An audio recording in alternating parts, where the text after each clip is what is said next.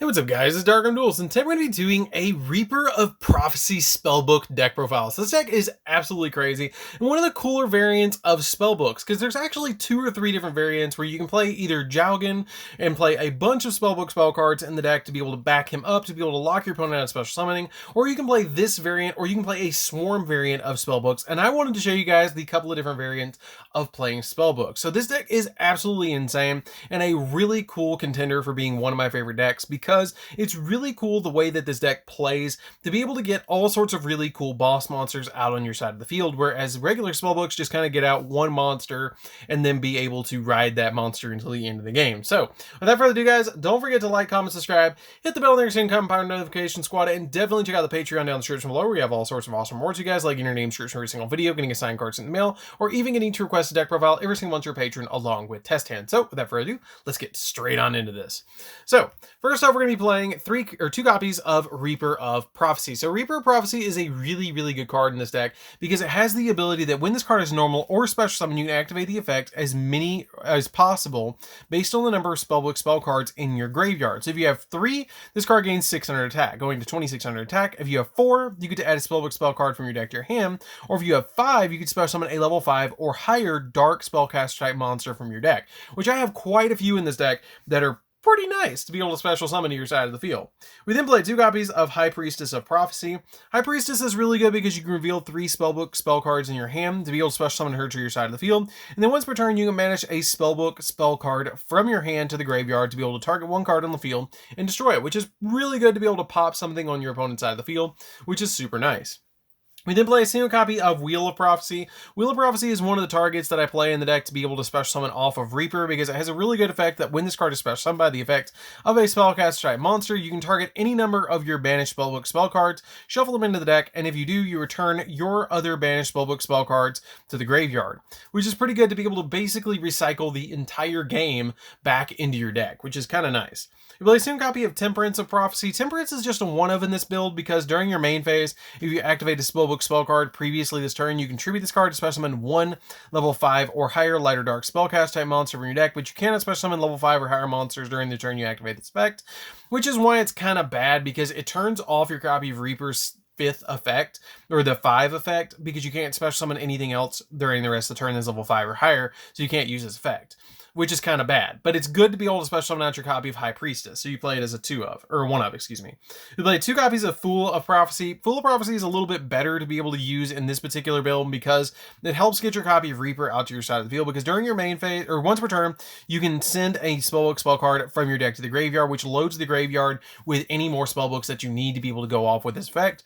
And it also has the ability that during the end phase, if this card is activated its effect, you can tribute this card to special summon 1 level 5 or higher dark spellcaster type monster from your deck, and you must have 5 or more Spellbook spell cards in your graveyard with different names to activate and resolve this effect. So during the end phase, you just tribute him and then immediately go for Reaper, which is really good. We then play 3 copies of Spellbook of the, Spellbook Magician of Prophecy. Spellbook Magician of Prophecy is played in every single Spellbook build because it's the best card, because it has the ability that when this card is normal summoned or flipped face up, you get to add a Spellbook spell card from your deck to your hand, which is pretty good to be able to just add any Spellbook spell card from your deck to your hand. Like, for example, a copy of Spellbook of Secrets, which then Spellbook of Secrets can add Knowledge, and then Knowledge can let you draw 2, or you can add something like Power to be able to increase the attack of a monster. This card is basically a catch-all for every single effect, which is insanely good. We then play for my really awesome tech card of this deck to be able to summon off your copy of Reaper is we're going to be summoning a single copy of Demok. This card is really good, or Dark Magician of Chaos. Dark Magician of Chaos is insanely good in this build because it's super easy to summon, and it's super nostalgic to summon this card anyways. It's one of the cards that I remember when I first started playing this game. Well, not when I first started, but a couple of years into me playing the game. I saw this card and was like, oh my god, I need that card. And I got it, and I started playing with it, and then it got banned, and I was like, oh, that sucks. But I still played it because I didn't care at the time about the ban list. But what this card does is during the end phase, if this card is normal or special summon this turn, you can target 1 spell card in your graveyard and add it back to your hand. You can only use the effect of this card once per turn, and if this card destroys an opponent's monster by battle, after damage calculation, you can banish that opponent's monster, and if this face-up card would leave the field, you banish it instead. Not that big of a deal, but it's really good just being able to get you any spell card from your graveyard, and it's a 2800 beat stick that can just deal with so many problems against you. We then play 3 copies of Apprentice Illusion Magician because we are playing a small small kind of Dark Magician engine in the deck. What this card does is you discard, or you special summon this card from your hand by discarding a card. And if this card is normal or special summon, you can add one Dark Magician from your deck to your hand. During damage calculation of a Dark spellcaster monster battles, you can send this card from your field or your hand to the graveyard to increase that monster's attack by 2,000. So if you had this backing up the Dark Magician of Chaos, this card can take out Blue Eyes Ultimate, which is amazing just to think about. That is 2,800 attack. We then play 3 copies of Magician Souls. Yeah, I play 3 Magician Souls in this deck. You don't have to. You do not have to play this card, okay? You don't have to. You can drop it out if you want to play like an Upstart or 3 Hand Traps in this deck. You can play 3 Ash Blossoms, you can play 3 Effect Veilers, 3 Ghost Bells, 3 Nibiru. Whatever you want to play, you can play it over this. Now, I strongly encourage, if you have them, play them. If you don't sweat it. You can still play the deck. Because I played this deck before Magician Souls was released, and it worked just fine. This card just speeds the deck up, because it has the ability that you can send 2 spell cards from your hand or field to the graveyard to draw that many cards. It helps you load the graveyard for Reaper, which is really nice. And then you get to draw 2. Also, it can special summon itself from your hand by sending a level 6 or higher spellcaster type monster from your deck to the graveyard, which is really good because it sends your second Reaper, your Wheel, your High Priestess, your Dark Magician of Chaos, Apprentice, Dark Magician, anything you need, this card's got you. It also has the ability that you can send this card from your send this card to the graveyard to special summon a Dark Magician or a Dark Magician Girl to your graveyard. Now, usually in this deck, I'm not doing that because I'm trying to make Anaconda to go into Dragoons, then just back it up with a Dark Magician of Chaos and a Reaper, and then I win because my opponent can out all 3 of those usually. We then play a single copy of Dark Magician and a single copy of Red Eyes Black Dragon, because these cards are really good in the deck to be able to use for your copies of your Red Eyes Fusion to go into your copy of Dragoons. So that's it for the monsters, guys. Let's get into the spells. So for the spells, we're going to be playing a single copy of Monster Reborn. Monster Reborn just gets our monsters back to our side of the field very quickly. 1 copy of Red Eyes Fusion to go into Dragoons very quickly in this deck, and it's super easy. 1 copy of Magical Eyes Fusion so you can go into the second copy of Dragoons, because if you hard draw into this after you've summoned Dragoons, you can go into a second copy, which is insane. 2 copies of Dark Magic Veil. Dark Magic Veil is essentially Monster Reborn in this deck. It lets you target a Dark Spellcaster type monster and special summon it from your hand or graveyard, which is really good, especially if your copy of Dragoons somehow gets outed. You can just bring it back with this, and then your opponent's like, wait, Pikachu phase. How do I do this again? But this card's really good just to be able to revive Dragoons, to revive your Reaper, to revive any of the cards that you particularly need. This is why I play this card, is because with Magician Souls, you can send it to the graveyard, send Reaper to the graveyard, and then use this to get it back, and then its effect will go off because it specifically says on the card that when this card is normal or special summoned, that you get to use its effects, which is really good. So, for the Spellbook spell cards, we're going to be playing 3 copies of Secret, which searches any spellbook in the deck. 3 copies of Knowledge. Knowledge says that you can send to the graveyard either a spellcaster monster you control or one of their spellbook card from your hand or face from your field, and then you get to draw 2, which is really, really good. We play 2 copies of Power. Power is one of my favorite in the entire deck because it lets you target a spellcaster monster, and until the end of the turn, it gains 1,000 attack, and every time it destroys an opponent's monster by battle, you get to add a spellbook spell card from your deck to your hand. 2 copies of Master, Spellbook of the Master. Spellbook of the Master copies any spellbook card's effect, which is really good. I really like that effect to be able to copy any of them, because you can actually copy Power and get 2 searches, because it's like it got a hit with 2 copies of Power. So every time it destroys an opponent's monster by battle, you get to add 2 instead of 1, which is really good. We play 2 copies of Spellbook of Fate. Spellbook of Fate is really good because of its third effect, to be able to banish 3 spellbook spell cards from your graveyard to banish a card your opponent controls and it doesn't target it. The 2 effect is pretty good as a Book of Moon because it changes an attack position monster to face down defense, but it's really good overall for the third effect. We play a single copy of Eternity.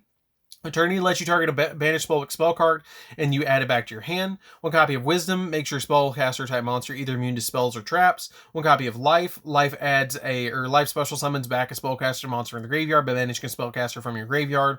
And then it increases the level of the spellcaster monster by the level of the banished monster. So for example, if I banish Dark Magician to summon back a copy of Apprentice, then my monster will go up, well, probably a better example would be if I banish souls and I summon out Dark Magician, then the copy of Dark Magician will go up to level 8, which is kind of neat. Which is a really good effect to be able to just get them back. And then we play a single copy of the Grand Spellbook Tower. I don't use it that much in this deck, but it's easily searchable, so it's kind of here if you need it. Because once per turn during your standby phase, if you have a spellcast type monster on your side of the field or in your graveyard, you can place one spellcaster type or spellbook spell card from your graveyard on the bottom of your deck, except another copy of itself, and then you get to draw a card, and then when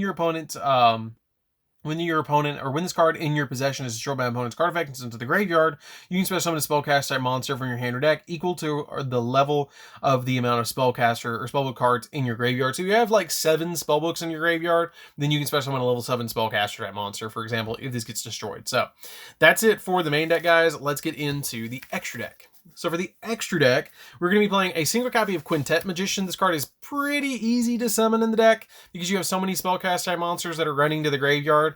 And it's just a really good 4,500 beat stick on your side of the field. 2 copies of Dragoons. Dragoons is, again, easily to summon in this deck, and it's basically the big boss of the deck besides your copy of Reaper.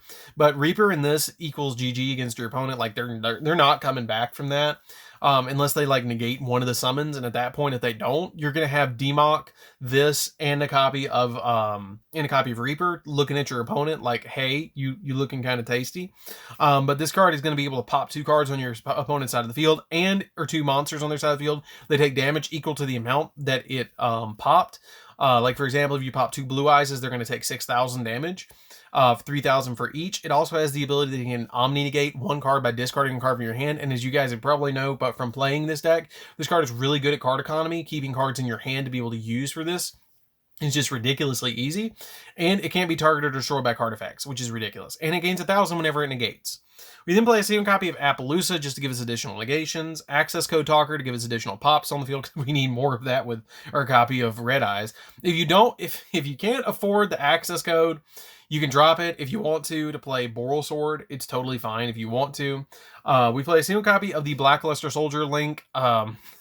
This card, again, you don't have to play. You can play anything else you want, like another copy of Selene. I play 1 Selene in the deck, but I just like it in the deck because it's fun to play and say, hey, I've got Dark Magician, Demock, Red Eyes Dragoons, Red Eyes, all those nostalgic monsters in this deck, and I throw it in here because it works, and it is easy to summon with a level 7 monster.